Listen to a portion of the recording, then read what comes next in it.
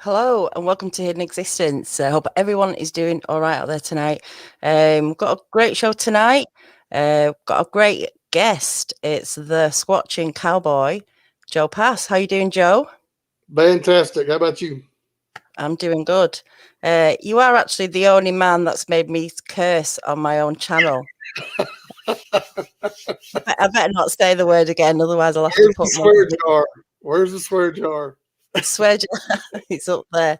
Um, we're gonna get an update from Kerry at some point. I haven't heard from him today, so I don't know what's going on. Hopefully, we'll have something exciting to share with us all. But in the meantime, Joe, I really enjoy your little videos that you do, Thank your you. excursions. You go out, you're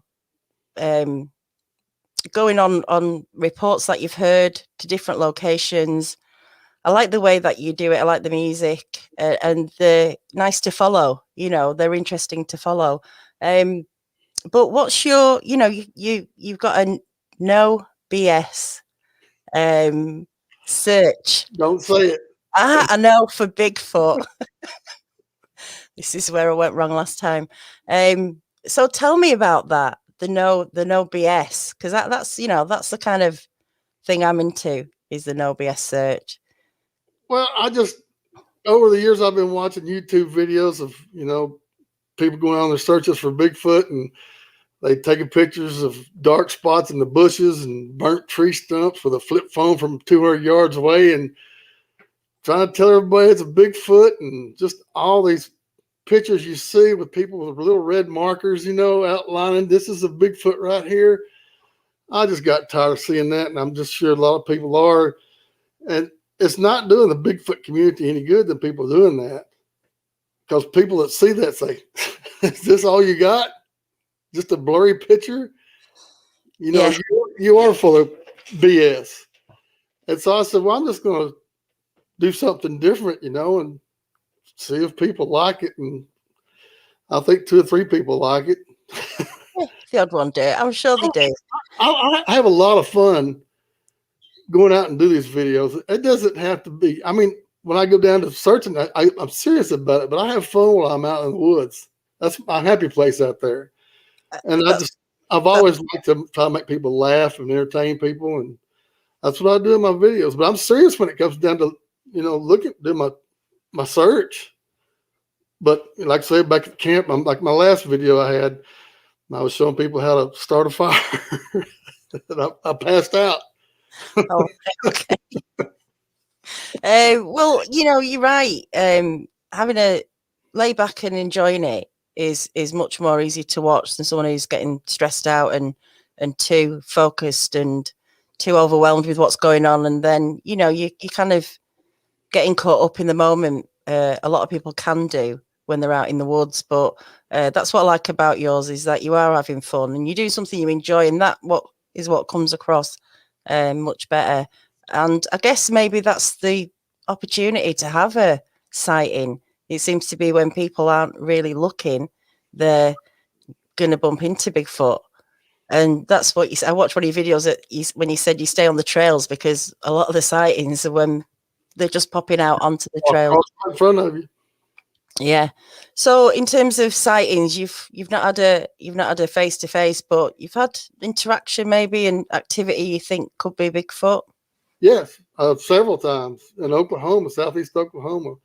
And matter of fact, I just got a message yesterday that I need to get my butt back up there because there's some stuff going on that I need to be up there taking care of. Oh, And I might be going back up there pretty soon. is this where you found these prints? I think the prints I sent you were from Louisiana, Sabine Parish, Louisiana. Mm-hmm. Tell me about that. Where were you? Well, we was just we in a because I think that's the way you pronounce it, Kasachi National Forest. I think that's the way you pronounce it. We'll And soon find out, I'm sure, from the chat. somebody's gonna say something. Uh, anyway, we was walking down. There was a dirt road that had a gate across it, said road closed to public. And I read the sign that says, Joe, come down this road. And usually when I see a sign that says no trespassing, that means Joe, come on over. So me and my wife started walking down the trail, and she had one camera filming and I had another camera filming. And we walked up on this. The ground was hard out there. It just dried. It's hard. And there was one spot there where some water was running downhill, and there was one muddy spot there. And I just happened to look down, and I seen this print, which I think is a print, and it's about 14 inches long, 14 and a half inches long. And there's a root that comes over the creek. You can see the root in the picture I took. And it looks like he stepped on that root and slipped off into that muddy spot right there. Mm. And if you're watching the video, my wife is behind me. She comes back in behind me, and on both sides there's just a bunch of dead pine needles and everything. And if you know anything about pine needles, you can't find no tracks in that, but you could see in the pine needles where there's impressions, but you can't really make a track. But it looks like whatever that was made tracks on the trail. So you found some more then going? I think I could see on the video there was more further up, was there? Well, no, the other picture I sent you, we was going down this road and we came across a barricade across it. Said the road is closed because it washed away. So I want to go see it because the river, I think it's the Cane River that's right there beside the road we was on. It had flooded or something, and it caved all the sides of it in, which it caved the road in, so you couldn't go any further down there. So I just walked down there to take a look around, and I looked off down by the river, and that's in the other picture where you see there's trees all caved in where the road, all the bank and everything caved in, and there's nobody going to walk down there. And you can see it it's like a little island, and there's I don't know, 5 or 6. I couldn't get really close to them. I'm about 40 feet away, but I did the best I could in that picture. That it looks like there's 6 or 7 tracks across this little island. It's, Yeah, I don't know why I never got that. No, why I never. I know which. Yeah, I haven't downloaded it. I'm going to look for it now. Why did you go down there? Was there a sighting or an encounter? No, we was just driving around looking for stuff, looking for signs and everything. That's what we did. And in the video, you can see several places where we was driving around the back roads down there, the gravel roads, and just, a couple of places it looks like a structure. This is another thing. It looks like a structure from the road. And I get out and go out there and look. And there was a limb that was probably 30 feet in the air in between 2 trees, made like an H. And there was an arch in front of it. And I got up a little bit closer. You can see where the limb had broke and fell over and landed on the other tree. And I just had to show that because I know there's some people going to say, why didn't you get that picture over there? Look at that log sticking across there. Because it's in the video. You can see it in the video. So I had to stop and go back and look at it. But it was a tree that fell over. It wasn't, Bigfoot didn't snap it or put it up there or nothing like that. Well, it's good you went and checked it out, to have a good look around it. So I know also that you've been spending a lot of time in Oklahoma. That seems to be a hotspot, doesn't it, for yes encounters? What sort of encounters have you heard about coming from there? And why did you go up there? The last one I did, Bigfoot back in Oklahoma. The people's land that I go on, Keith and Sabrina Bethel, they have pretty close to 3,000 privately owned acres out there that I go on. That's where I've had most of my experience. But this guy lived a couple of miles down the road from him, and he was a kind of like a ranch hand. He took care of this land down there. And he said he's seen one evening when the sun was about to go down, he seen a big creature walking real slow across this pasture. And he said it was about 8 to 9 foot tall. It was black, real hairy, but it had a reddish tint to the hair. And he said he thinks it was real old because the way it was hunched over walking. And he said just real slowly walked off into the tree line. But he didn't want to come on. He said he was going to do an interview with me before I went up there. And when I got up there, he just kind of changed his mind and said he didn't want to be on a video or have his face shown or nothing like that. So I went out there and went out to the place where he's seen the Bigfoot because Keith knew where it was. He showed me, and I went out there and kind of recreated what I thought where the Bigfoot walked. And the first time we ever went up there to Keith and Sabrina's place, the first night we was there, Kenny, the guy I go with, he was a skeptic. And he did not believe in Bigfoot, but he didn't, really think Bigfoot was real, but he didn't know. Oh, that changed his mind that night. He's a true believer now. He is a full-blown believer because first night we was there, I was going to set up a tent and get the campsite ready. Kenny was going to walk. There was a creek down behind when we was camping. And we was right on there's only one road goes into this land. And we was camping right there on that road, right beside the road. And so I was putting up the tent, and Kenny walked down this creek, about 40 yards, I guess, to set up a trail cam. We had some old hamburger meat we was going to put out there. And he was gone for about 30 minutes or so. And when he came back, it was just about dark. So I told him I was going to get on the side-by-side and gather up some firewood and bring it back. So I went down about 50 yards down the road, picking up some wood, and I picked up a cedar branch, and I broke it to put in the back of the side-by-side. And about that time, I heard boom, boom, boom. Something big was walking behind me into the woods right there. And I had one of those little mag light fast flashlights, they're about 8 inches long, real cheap ones. I shined it back over in the woods, and I didn't see nothing. I couldn't see nothing because it was dark. But I jumped in that little old side-by-side, and I hightailed it back to camp. And that little side-by-side never went so fast as when I got in there. And I get back to camp, and Kenny said, "What's wrong?" I tell him what happened. He goes, "Man, it's strange because when I was up back there putting up that trail cam," he said, "something tore out across through the woods." He said, "I heard about 9 giant footsteps crashing out through these woods, which goes over the hill."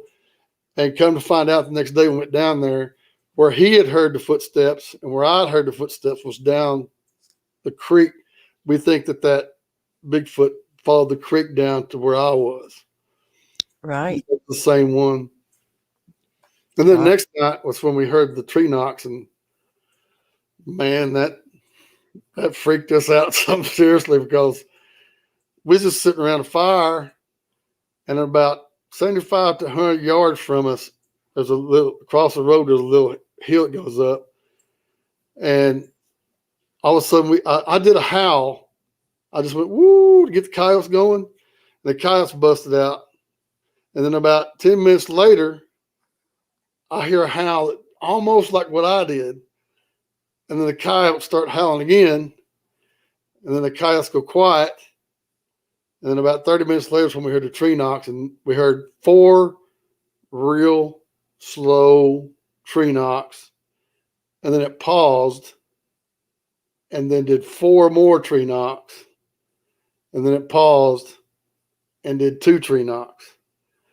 And me and Ken are freaking out because Ken's got this little recorder in his hand. He's trying to figure out how to get the buttons on it to turn the thing on to record it.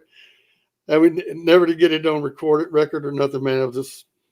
So was it all coming from the same direction, or do you think there was two knocking to each other, or? I think it was just one Bigfoot up there, and I didn't feel threatened or nothing. I felt like I'm here, tread lightly.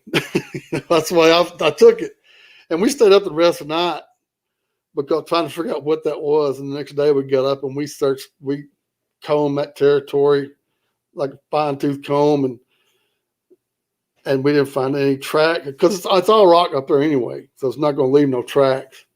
But we couldn't find no sign of anybody camping, no trash. Usually deer hunters throw water bottles down, and not all deer hunters do that, I know. So Yeah, odd one maybe.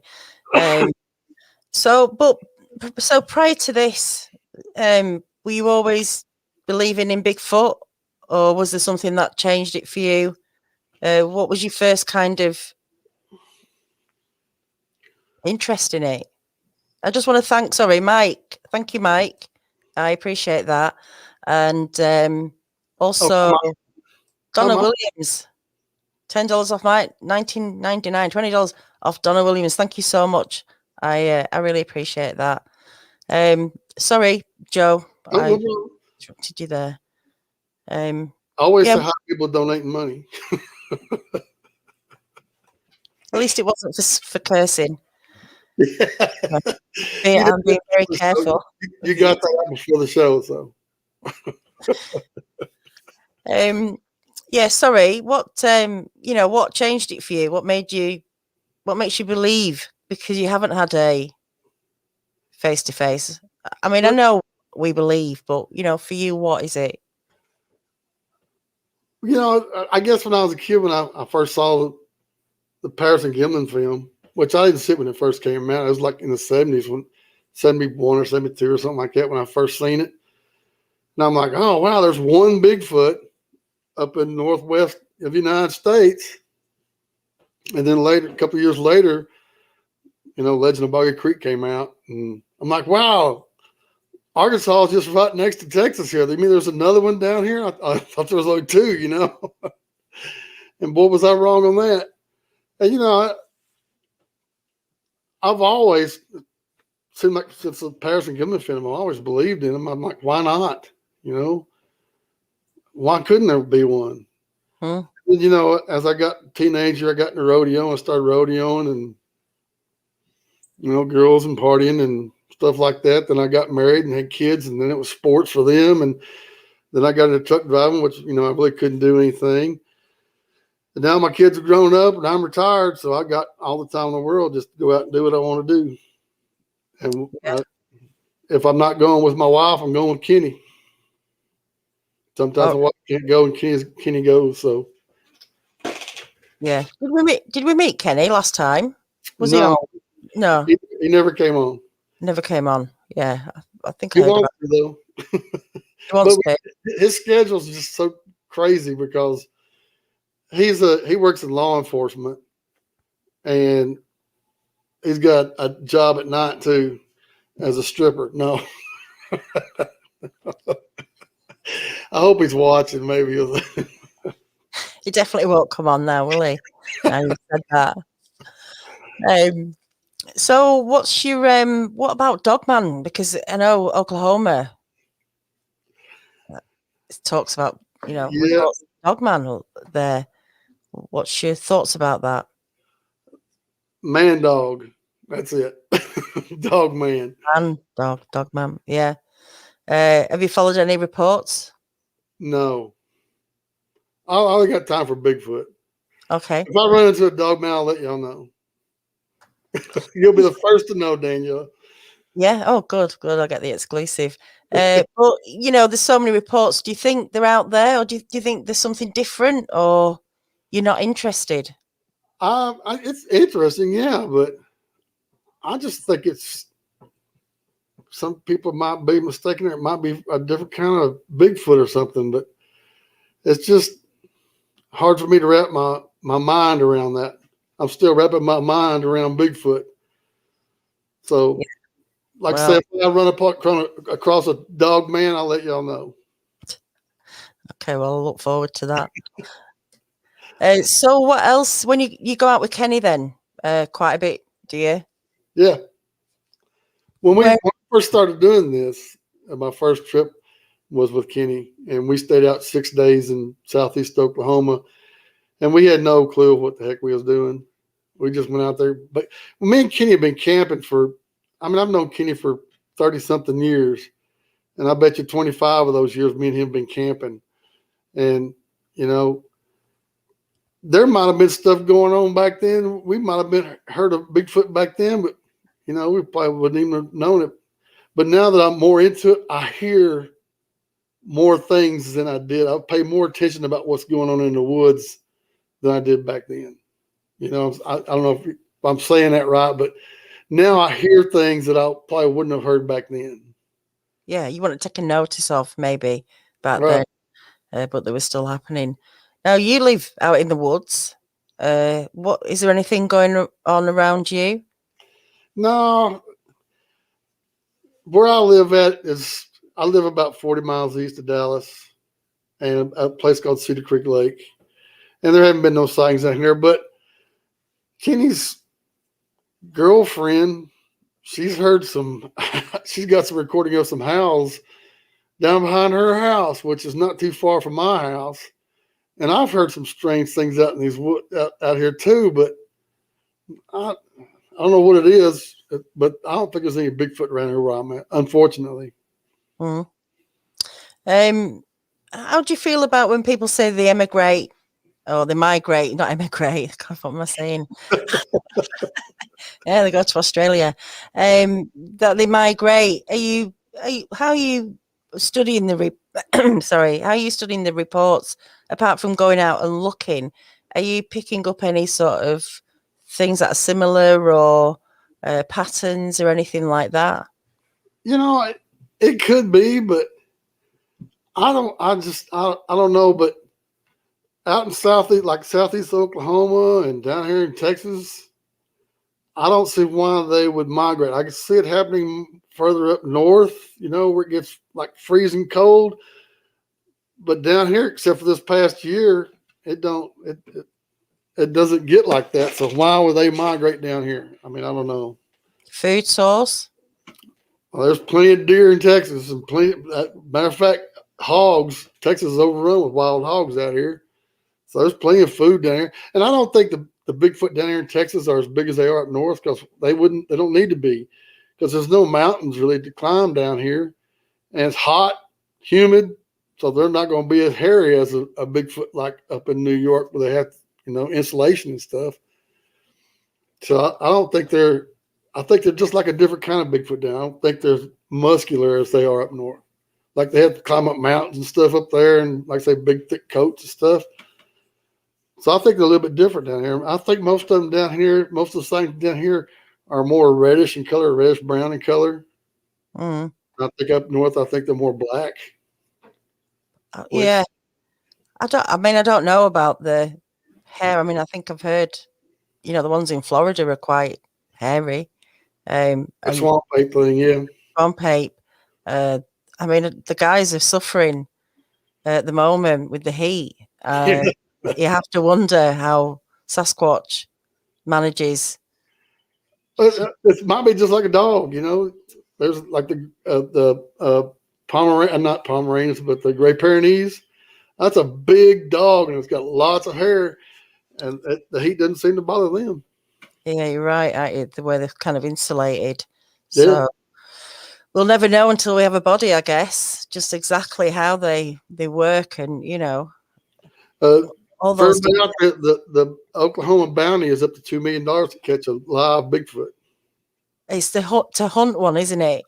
Not to catch one. To try and capture one. That's right. Yeah. Unharmed. $2 million. Yeah. Wow. Well, hey, look who we've got here.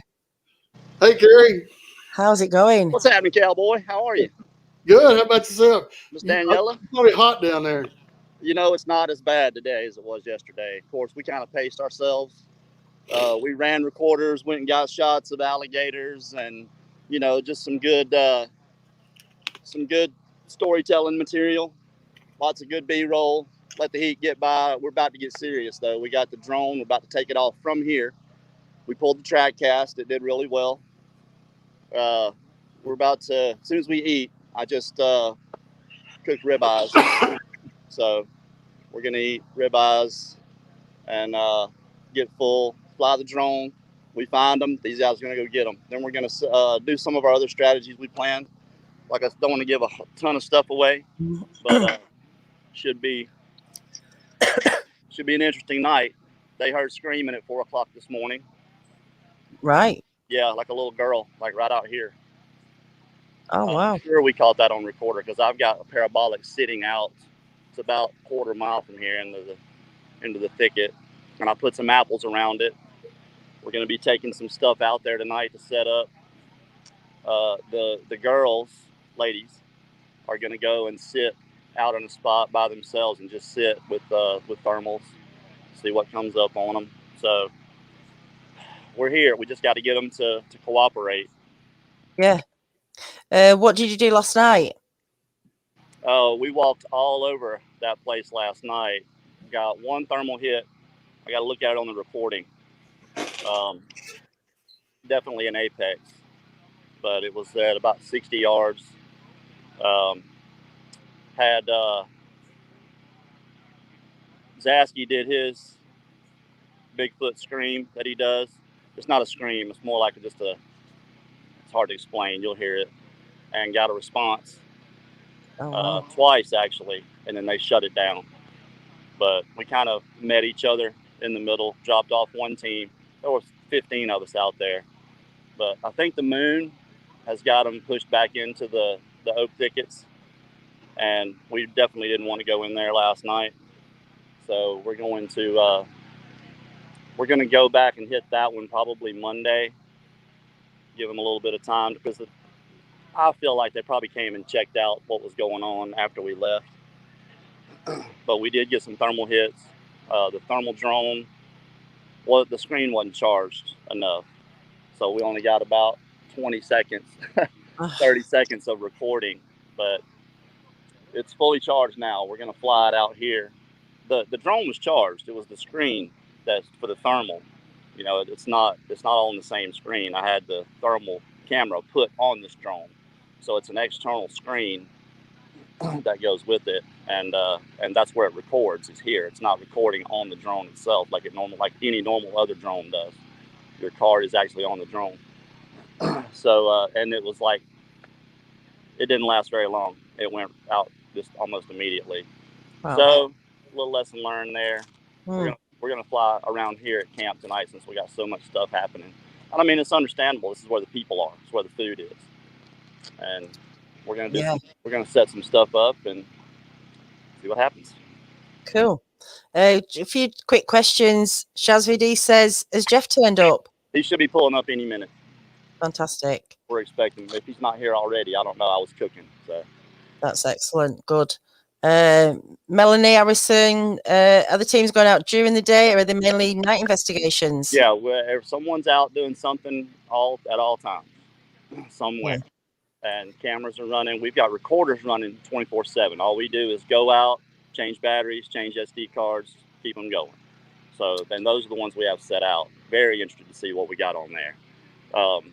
We have one of the parabolics, the high sensitivity, that's being carried with one of the teams. And, you know, you can't just walk through this place. It's big. So some of the guys will leave and drive to an area, go through, check it out, find signs. We got all kinds of stuff already. It's just not what we're after yet. No. Well, you're still early days. You just got here as well. Yeah, we're just beginning day 2. So it's a tall order. It is, and it's probably ambitious, but we're at least going to give it our best chance, mosquitoes. Yeah. I didn't want to spray myself until after I eat.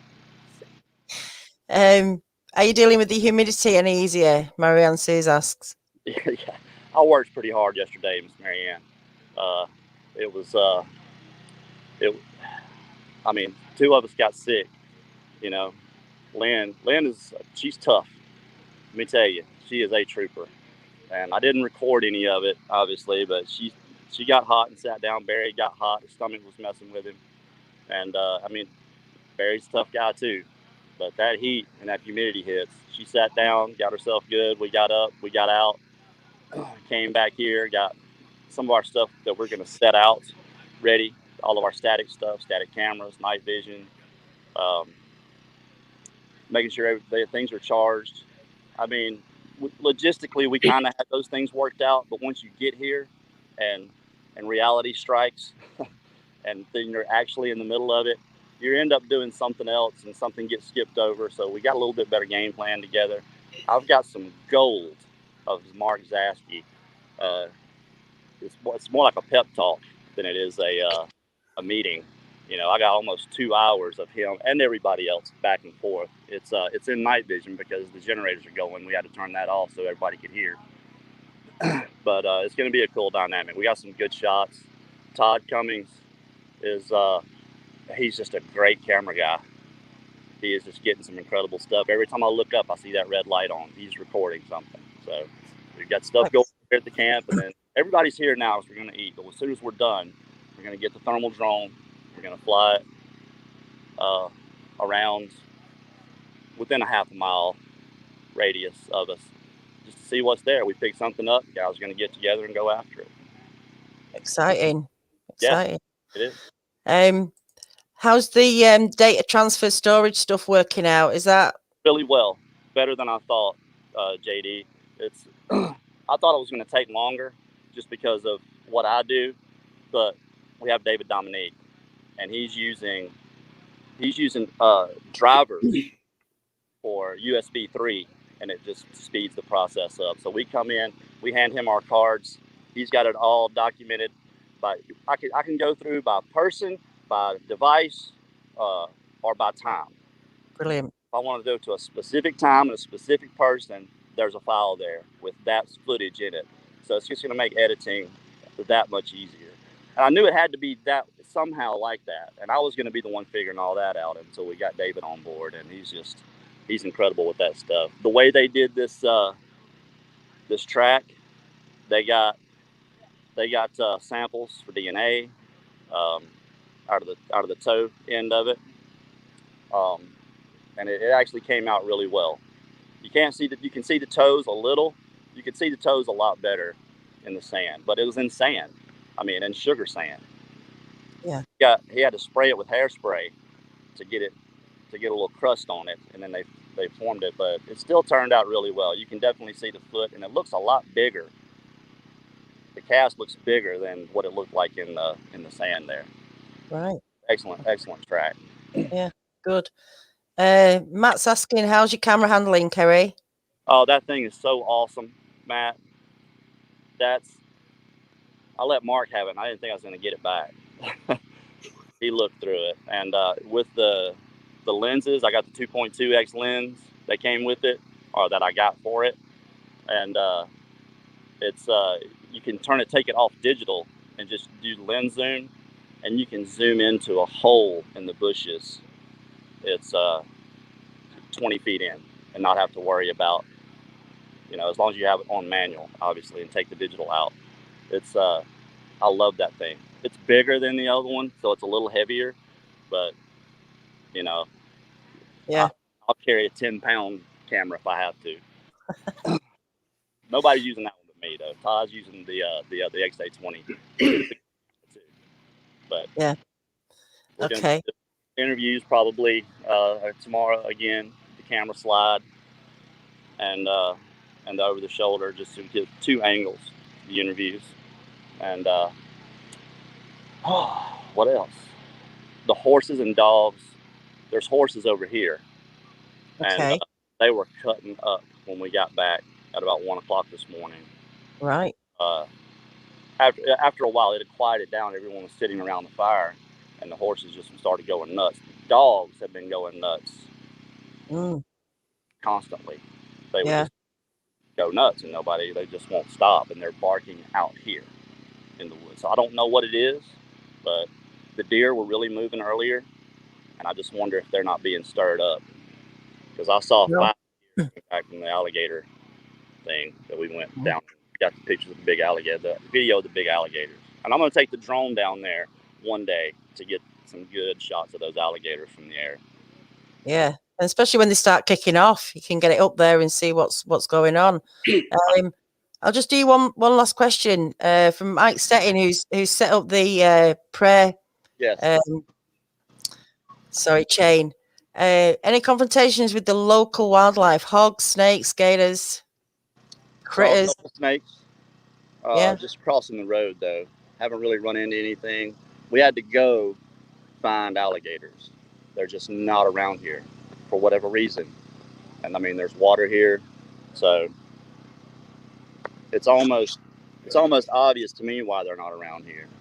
But We had to go 14 miles on the other side of one of the canals to a little. It's like a water catchment area, and there was about 30 alligators in there that we saw, all from 4 feet up to, we saw about a 10-footer, a good one. He'll take your leg off for sure. Hogs, we heard hogs last night, 20 feet away from us, over in the marsh. We were up on the levee, walking down. Just it's a straight shot. If it was daytime, you could see for a mile, and we could hear them. You know, if a hog can't see you, they're not going to pay you any attention. You know, even if you're banging and beating around, they're out there rooting. You know, trying to find something to eat. Yeah, they weren't paying us any mind at all. And we had 2 at one time, so there are hogs around, especially where we went last night. And where that was is where Mark ran into the whole group and ended up throwing up. But it's I think we had too much moon, maybe. I don't know. Yeah. Maybe they do know we're coming. It's quite possible. I just want to, while you're on, Kerry, we can set the record straight for someone. I've got someone really rude in the chat. Okay. You might guess who it is. Raptor. Yeah. He's having a ball tonight. Is he? He is. Is he talking about Kerry or me? No, he's talking about Kerry, and whether it's a he or she, I don't know. He's one of the rudest persons I've ever had in the chat and in other chats. And I noticed last week he seemed to be insinuating that there was no expedition last year, and obviously there wasn't because of the coronavirus. But you guys organised all that last year. You went out last year, and the day you went out, literally, was when Florida shut down that park, and everything had to be put on hold. So Raptor, you know, this is in case you've obviously lost your memory. I don't know what you seem to don't want to believe that the money that was raised was put into all the equipment that they bought. Yeah. It's so transparent what Bigfoot Odyssey, Kerry, and all of us were doing, and I don't appreciate you coming in my show on my channel trying to say that Kerry's bullcrapping, whatever you're saying out there. It's totally out of order. Kerry cut you off from Bigfoot Odyssey because of the same thing. If you don't like what you're seeing, please, you know where the door is. Don't bang your head on the way out. You know, seriously, there's no need for it. Don't come and troll here. There's just, I said I was going to call you out, didn't I, Kerry? I said. You did. And, hey. I ignore most of them, but that one's upset me because it goes around all the chats, all the shows, saying the same old thing, and it's just rubbish. You're just spouting rubbish, and you need to stop. People that they know you out, you don't go. And what we're trying to do here, and you're right. We try to be as transparent as possible, but there's a lot of self-loathing, I think, going on with some people that they've never created anything themselves, and they see someone else trying to actually do something noteworthy, and maybe it's envy, I don't know, but try not to pay any attention to those people. They're just going to come around, and you know what you should do? Pray for him. You're right. Everyone pray for Raptor. Pray doesn't get an ass whooping. They need it more than us. Just let them get a little understanding, a little bit of vision. Hey, Kerry, I got a hard question for you now that everybody wants to know. Now the easy questions are out of the way. Okay. What did you have with your ribeye? Baked potato? We did asparagus and real butter with rosemary and garlic. Baked potatoes. There you go. And ribeyes and baked potatoes. And Bush's baked beans, baby. Oh yeah. The original. Nice. So, yeah. All that beautiful bean footage. I just got through cooking and came and did this, so I haven't even eaten yet. They're all over there chomping down. So. Don't let us keep you any longer because you've got a lot on and people sat here waiting for the news. I try to give you guys something decent on these updates without giving too much away. But so far, it's just going to be a really cool story. I got a cool story with Brad, a really cool story with Chad so far, just from day one in the track, and Mark Zaskey and the whole. There's a lot of between the 7 different research teams out here that have decided to come together instead of pushing against each other. There's a lot of real camaraderie and people getting to know each other and become really close. So it's a success right there. And someone mentioned that before, and I 100% agree that it's successful just for that purpose right there, that we were able to get these teams together. Lost Cryptid Conservatory are badasses. I'll tell you that right now. All of them. That's a team right there. That is a team.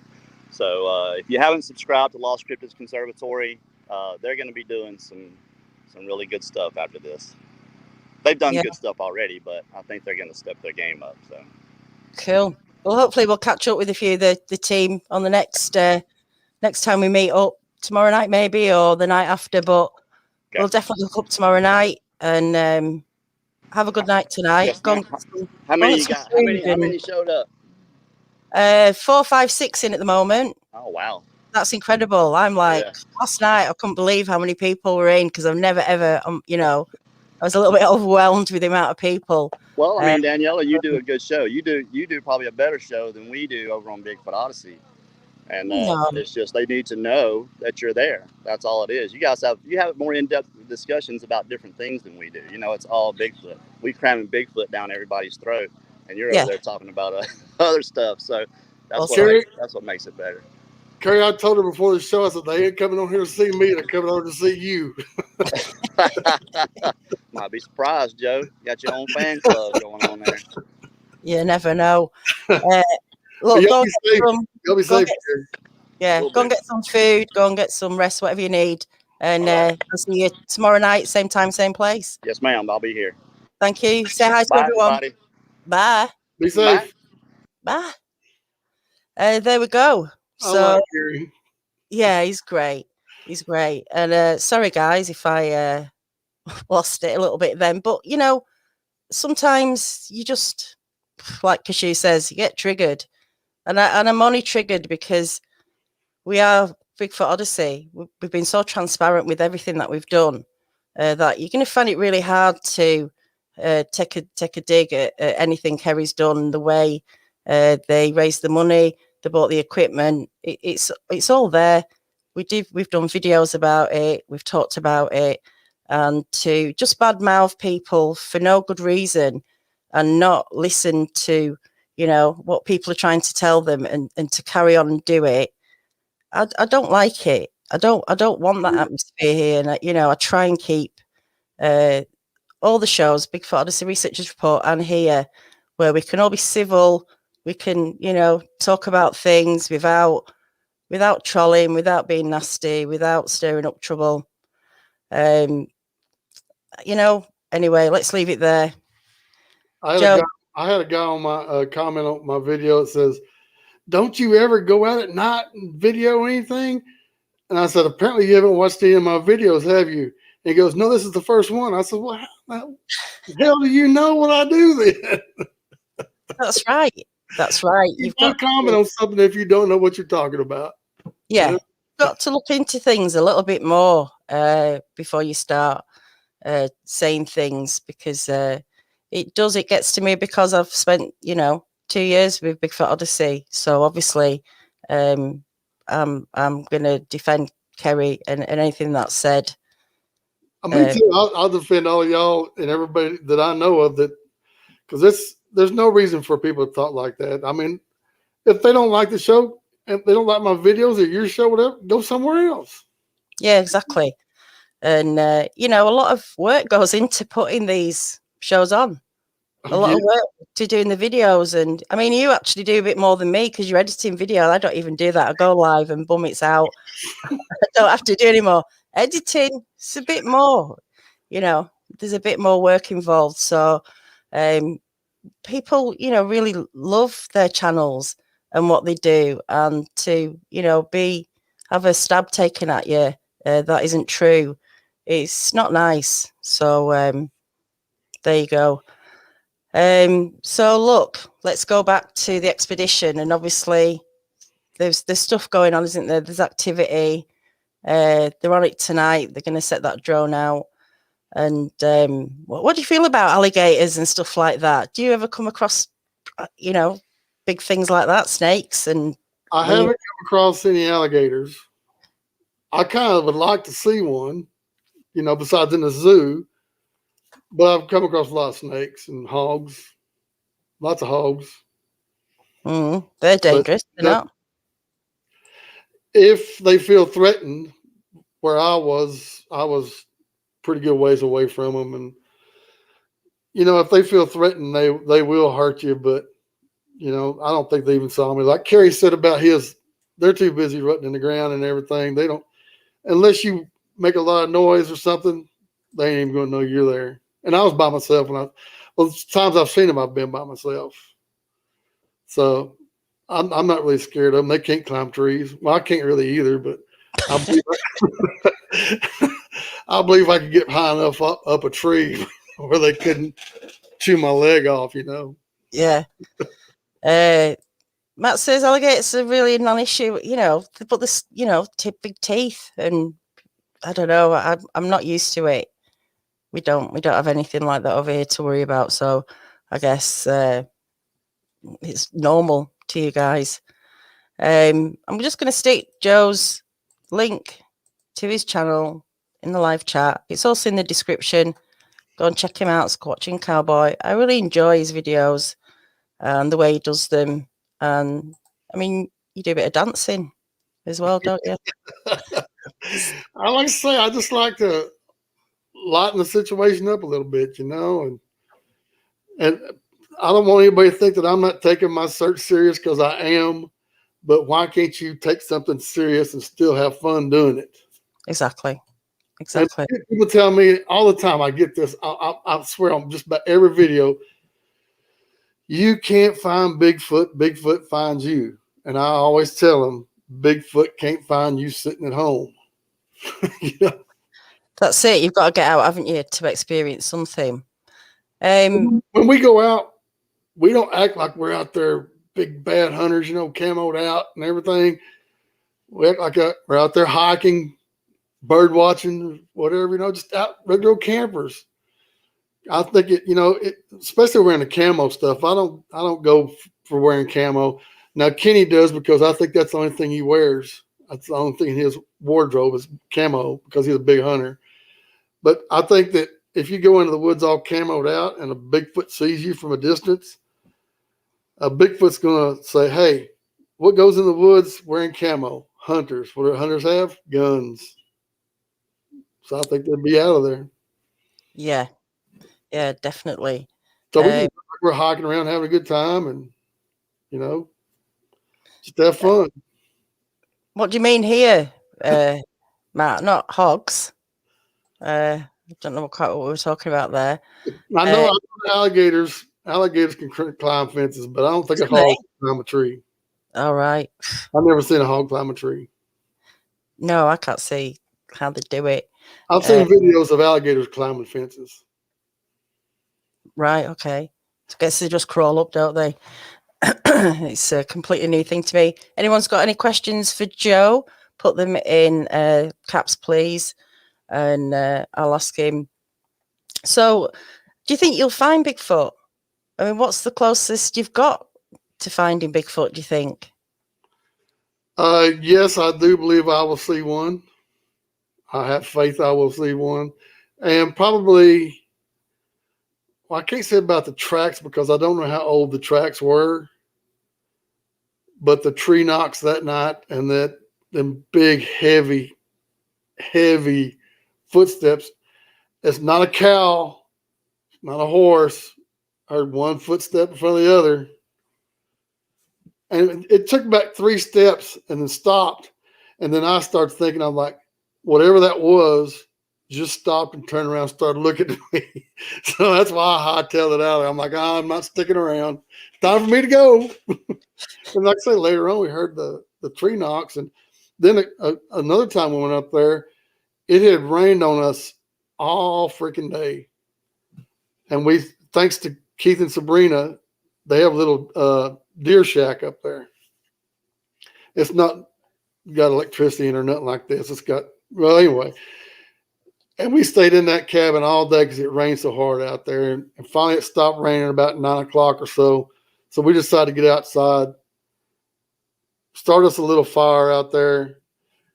We stayed out there till about 12:30, and we said, well, shoot, man, there's nothing going to happen. So we started to get up, and about that time, to the west of us, we heard this big old raw.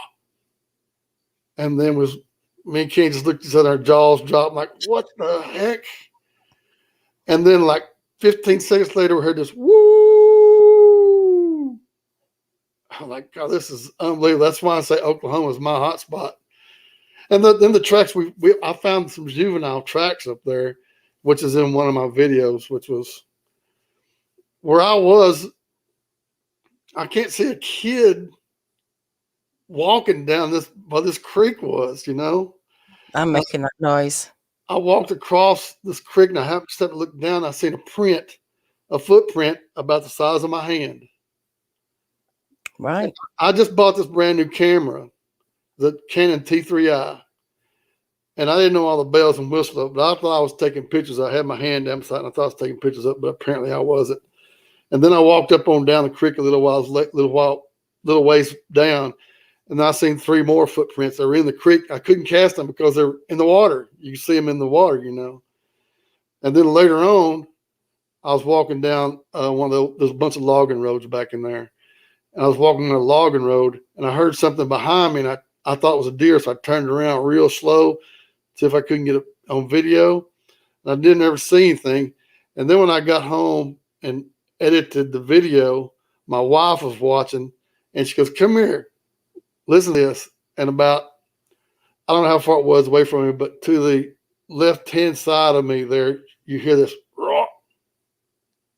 And I didn't hear it at the time, but something growled at me from over. And when I heard it, I turned around, and I didn't hear that growl, but sure enough, in the video, you can hear the growl in there.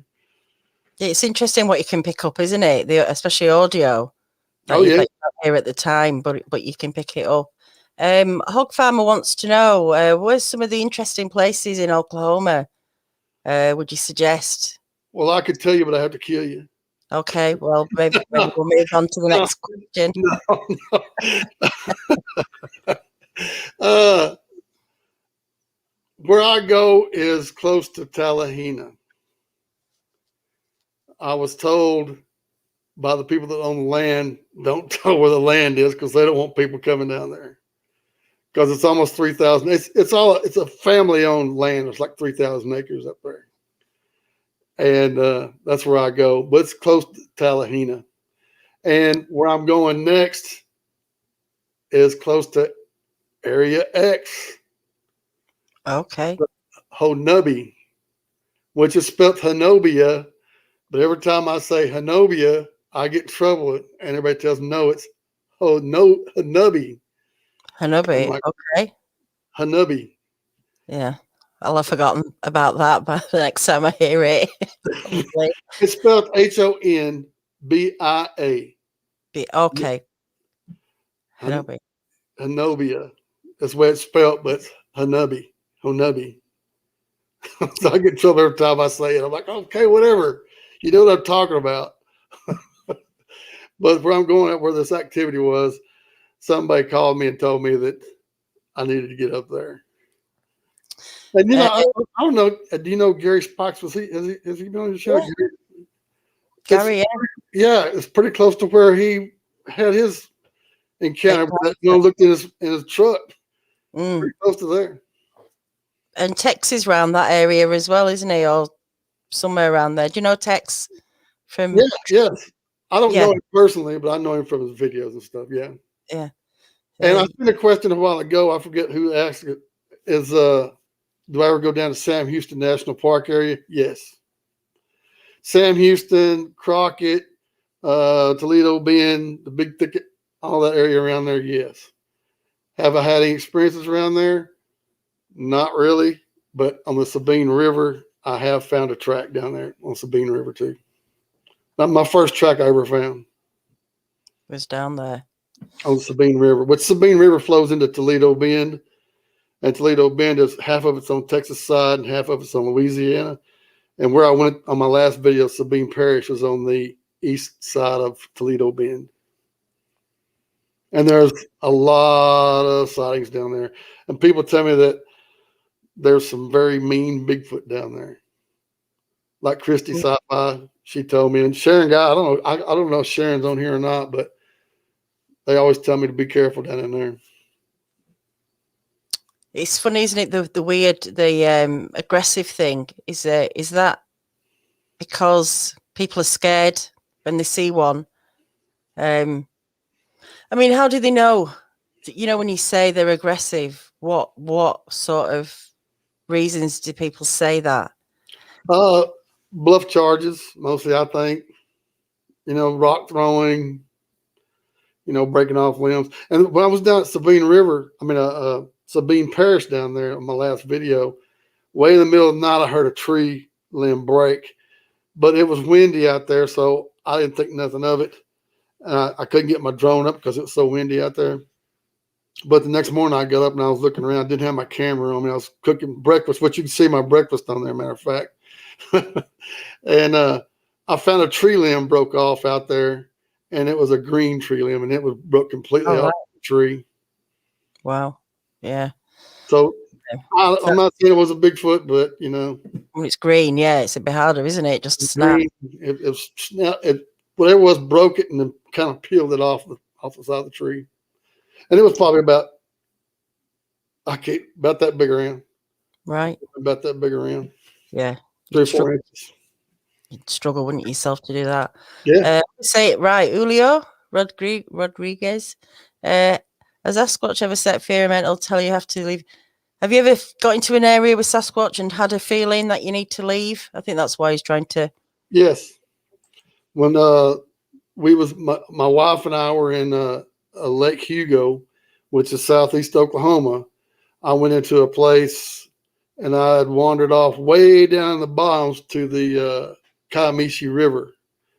And I got down there and all of a sudden this feeling just came over me that I was in the wrong place and I needed to get the heck out of there. And I don't know, it could have been hogs, it could have been a mountain lion or something like that made me feel this way. But I was quite scared. So I just went around this area that I was and went on down to the other area. And when I was coming back, I had to come back by that same area. And I felt that feeling again. And I stopped. You see me in the camera. I'm sitting looking around real slow. I can't see anything, but something was telling me that I need to get, and I did. You see me. I can't run because I got bad knees. So I got out of there as quick as I could. And even my wife noticed I was shook up when I got back to the truck. So, yeah. And then once when we was down in Toledo Bend area, I was out there and I smelled something really bad. It's not like what I smelled was not like what everybody else smells. It smelled like somebody was defecating over in the woods, but I couldn't see nobody. It smelled really bad.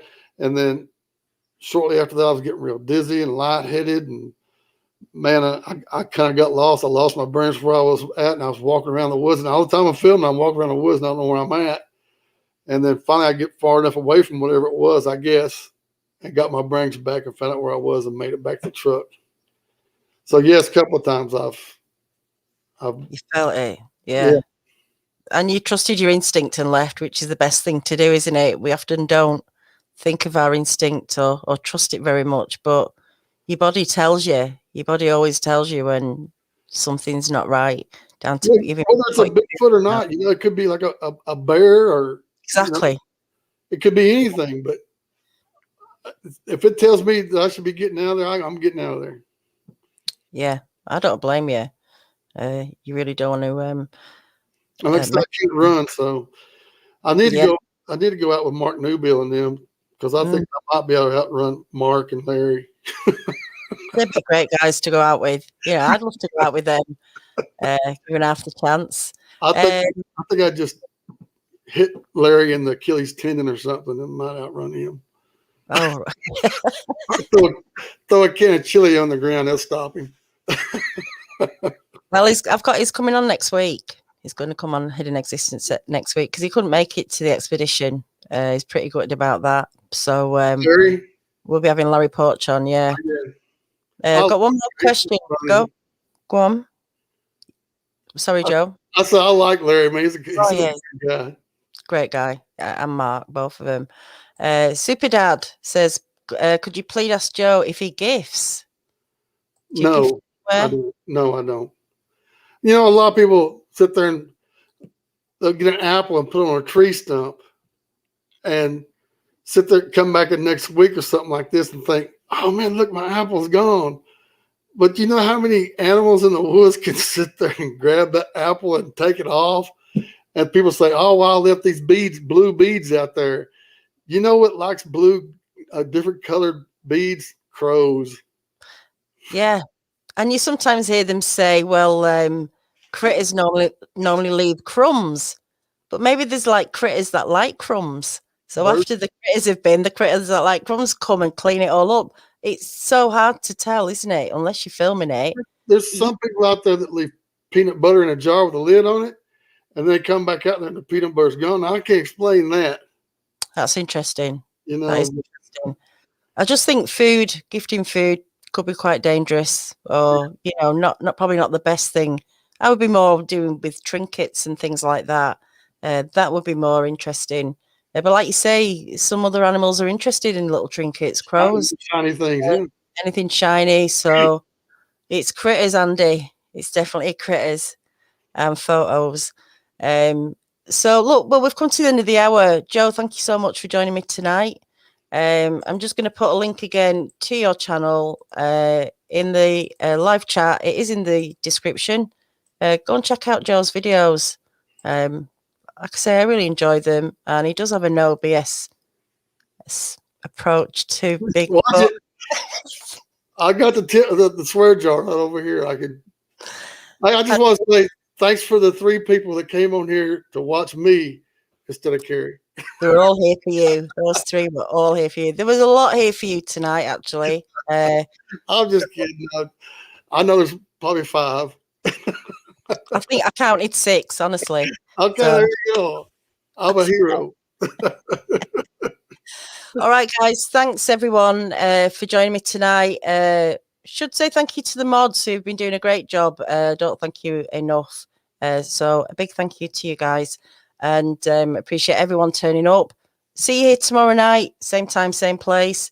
We'll catch up with Kerry, of course, and I'm going to have a very interesting guest tomorrow night, Rochelle G. So join us then. Until then.